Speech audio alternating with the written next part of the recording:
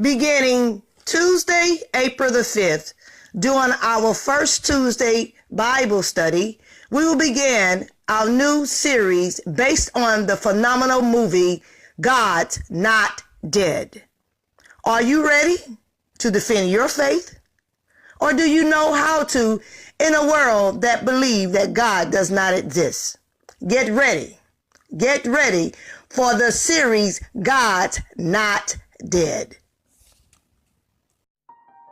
You prayed and believed your whole life, and here you are. Explain that to me. What do you say to people that are offended by your show because you pray to Jesus in every episode? If we disown him, he'll disown us.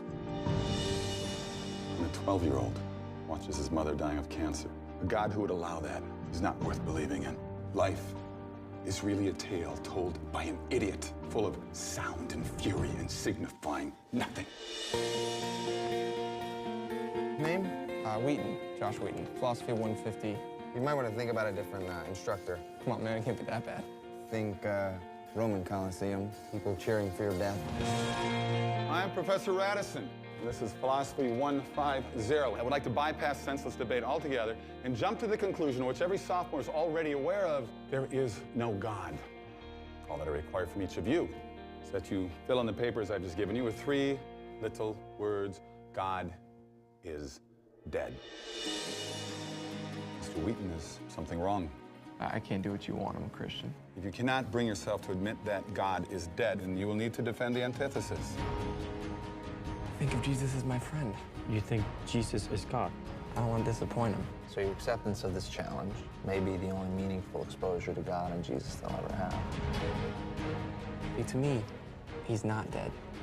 I don't want anyone to get talked out of believing in him just because this professor thinks they should. Mr. Wheaton, are you ready? We're going to put God on trial. If you think you're smarter than me, Wheaton, do not try to humiliate me in front of my students. In that classroom, there is a God. I'm him.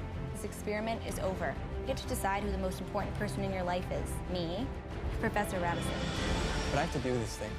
Like it's something that God wants me to do. I can't just turn away from it. You just want to ensnare them in your primitive superstition. What I want is for them to make their own choice. That's what God wants. You have no idea how much I'm going to enjoy failing you. Yeah, but who are you really looking to fail?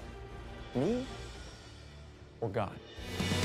God's not dead, he's surely alive. He's living on the inside, roaring like a lion. God's not dead, he's surely alive. He's living on the inside, roaring like a lion. Science supports his existence. You know the truth. So why do you hate him? It's a very simple question. Why do you hate God? God's not dead, he's surely alive. He's living